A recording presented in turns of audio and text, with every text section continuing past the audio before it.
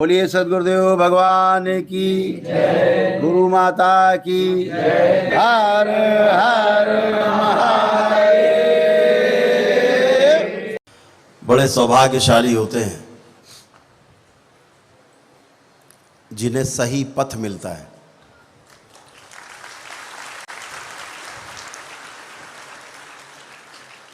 पथ सभी के पास है,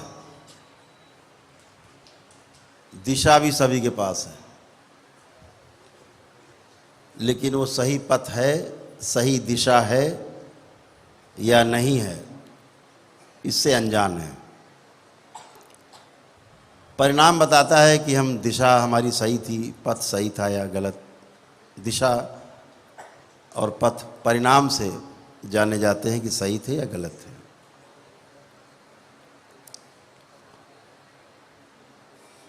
आप जब दरबार आए, अपने परिवार के सदस्यों के साथ आए, तमाम संकट, तमाम समस्याएं लेकर, भारी भरकम समस्याएं लेकर के आए थे। आप सब स्वस्थ हुए, अच्छे हुए, स्वस्थ हो रहे हैं। जब तक ये शरीर है, गृहस्थ जीवन है, समस्याएं तो आती जाती रहती हैं। लेकिन सर्दी हो, गर्मी हो, बरसात हो तो हर बार आता है, साल में तो वर्ष में होता ही है। लेकिन उससे कोई चिंता नहीं होती, क्यों? पता है इसका उपाय है। ऐसे ही गृहस्थ जीवन में रहते हुए भी जब परम पूजनीय बाबा जैसा कोई पूर्ण गुरु मिलता है तो निश्चिंत रहते हैं, कोई बात नहीं, कोई समस्या आएगी देख लेंगे, ऐसे रहता है।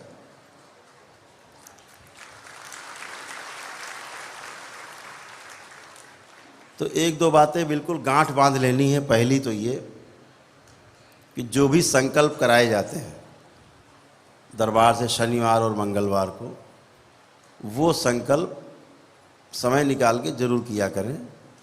और चूँकि आप लोग दीक्षित हैं, इसलिए कोई भी रोग और कष्ट आएगा, आप संकल्प करेंगे, आपके थ्रू निकल के दरबार में नष्ट हो जाएगा आकर के।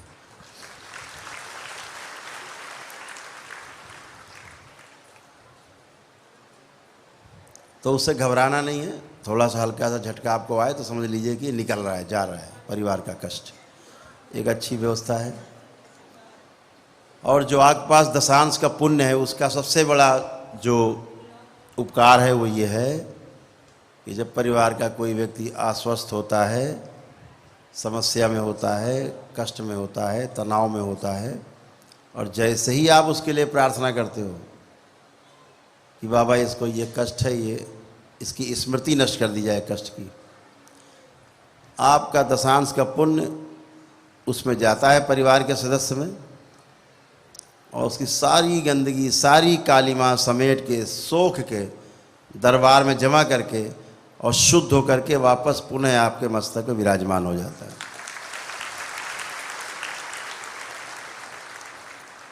अद्भुत प्रक्रिया है सनातन धर्म की। तो आप सब ये कर पाते हैं। जो लोग तंत्र दीक्षा में आगे बढ़ गए हैं वो और मजबूती से कर पा रहे हैं, और ज़्यादा मजबूती से कर पाएंगे। उनके पास विशाल शक्ति है। आज तंत्र लेवल, जो तंत्र का लेवल फर्स्ट था, पहला लेवल क्रॉस करके करीब 270 लोग आज तंत्र दीक्षा के द्वितीय लेवल में पहुंच गए हैं, लगभग 250 लोग।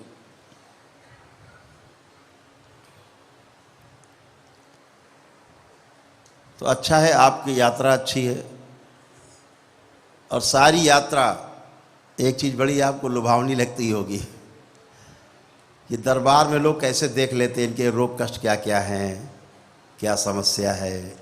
ये आकर्षित करती है चीज़ आपको, बिल्कुल करती है आकर्षित। क्यों करती पता है? इसलिए करती है कि वह शक्ति आप सब में भी है। वो खुलने के लिए जो है प्रफुल्लित होती है, बार बार इच्छा उसकी बार बार, हम भी खुले, हम भी खुले। तो जो आप सोचते हो ना कि हम भी ऐसा ही देख पाए, तो ये कौन सोचता है? ये जो शक्ति है आप में, आपकी शक्ति स्वयं की, वो खुलना चाहती है। और निश्चित रूप से ध्यान रखो, जितने लोग यहाँ बैठे हो, जितने लोग प्रयास करेंगे वो सबकी दृष्टि खुलेगी।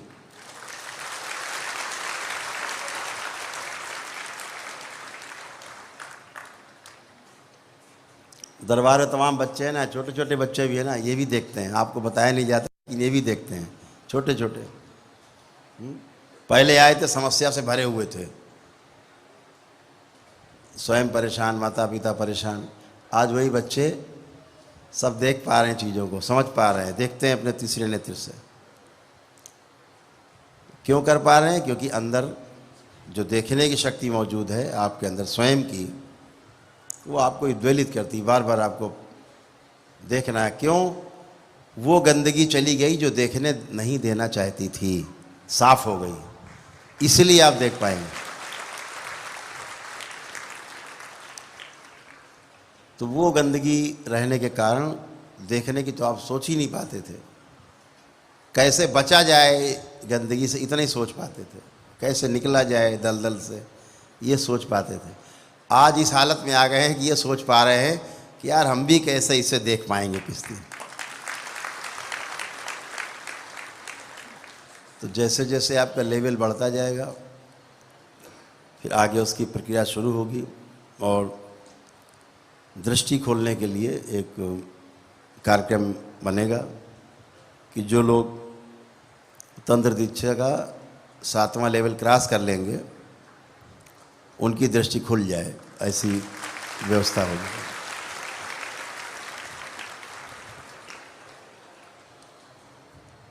तो आपके साथ तमाम कार्यक्रम बनाए जाएंगे और समय समय पर आप सबको सूचित किया जाएगा।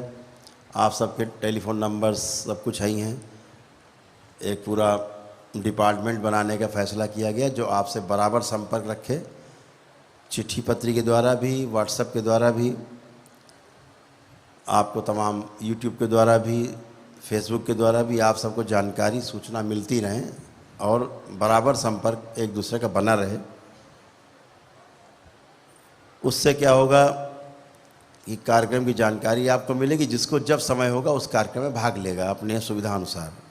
गृहस्थ जीवन भी है, परिवार भी चलाना है और अपने को भी 84 लाख योनियों से मुक्ति भी पानी, दोनों काम करना है।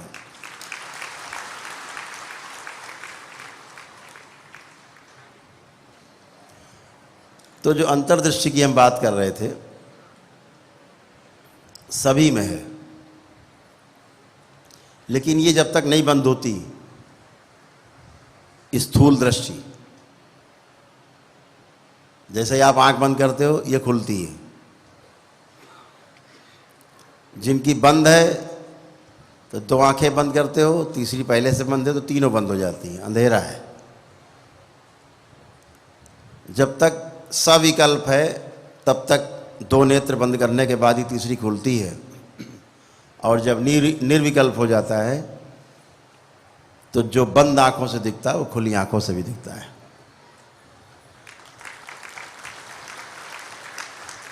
उसके लिए आंख बंद करने की आवश्यकता नहीं होती। तो जो भी आप करना चाह रहे हैं ध्यान साधना में, एक शांति, एक अनुभव अच्छा, वो सब आपको हो ही रहे हैं, मिलेंगे ही। जो ध्यान की विधियां बताई जाएं, अब से लेकर रात तक कई बार ध्यान होंगे, बीच बीच में ब्रेक कर करके आप लोग चाय नाश्ता भोजन पानी करके बीच बीच में जब समय दिया जाएगा तब पुनः बैठेंगे। हमको सूचना तब मिलती जब आप सब लोग आ जाते हो, इसलिए हम अंत में आते हैं। लेकिन अब आज से ही होगा कि जो समय दिया जाएगा हम पहले आ जाएंगे।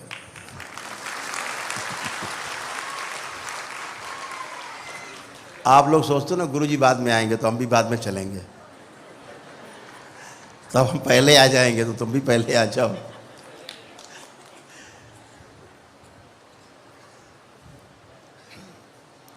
तो हर सभा की समाप्ति के समय बता दिया जाएगा समय, उस समय पे हम लोग जरूर यहाँ हों ताकि सभी कार्यक्रम में आप शामिल हों और उसका लाभ हमेशा उठाते रहें। तो कल आपको एक ध्यान कराया गया था, ऐसे चर्चा करेंगे बहुत तो समय चला जाएगा आपका।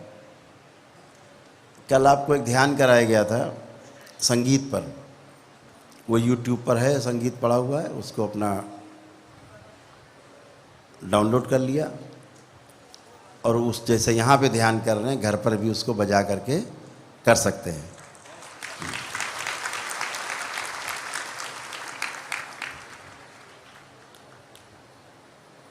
तो जो भी ध्यान आपको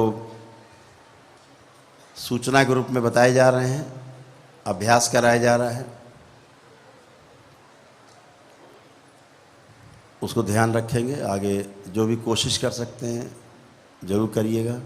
और एक बात समझिए कि जब एक साथ बैठ के ध्यान करते हैं, एक साथ आप सभी के अपने अपने ऊर्जा पथ हैं, सभी की ऊर्जा मिलकर के एक विशाल ऊर्जा यहाँ पे है। तो जो कमज़ोर पड़ता है ध्यान साधना में ना, तो अगल बगल वाले की जो भीषण ऊर्जा है वो भी धक्का मार के उसको ऊपर ले जाती है, तो उसका भी हो जाता है कल्याण। समूह में साधना करने का ये लाभ है। जैसे कक्षा चलती है तो 50 बच्चे कक्षा में हैं, तो अकेले अकेले पढ़ाया जाए तो पता नहीं क्या बात होगी, लेकिन एक साथ पढ़ने में, एक साथ पढ़ाई में, अध्ययन में उसका लाभ अलग ही होता है। रुचि बढ़ती है, एक माहौल बनता है, एक ऊर्जा का चारों ओर से फैलाव जो होता है वो उसमें आप आते हैं एक दूसरे की, और एक दूसरे के साथ भाव विभोर होकर के जुड़ते हैं, एक जुड़ाव महसूस होता है आपस में। तो ये सब में आप में समूह में साधना का अपना अलग लाभ है। इसीलिए हमेशा ध्यान के साधना के शिविर आयोजित किए जाते रहे, पौराणिक काल में भी और अभी भी लोग करते हैं। तो सबसे पहले तो वही ध्यान हम लोग अभी करेंगे जो संगीत पे था, उसके बाद फिर उसके अगला ध्यान करेंगे। जब भी ध्यान शुरू करें संगीत वाले ध्यान से शुरू करें, सुबह करें या शाम, जब भी समय मिले आपको एकांत में, तो अपना ज़रूर करें। उससे आपका धीरे धीरे धीरे धीरे चक्र खुलते जाएंगे, सभी चक्रों की शुद्धि होती जाएगी। जो चक्र हैं उन पे भी तमाम चर्चा आपसे करेंगे बाद में, इस नहीं तो विषयांतर हो जाएगा। अभी ध्यान के लिए तैयार हो जाएं।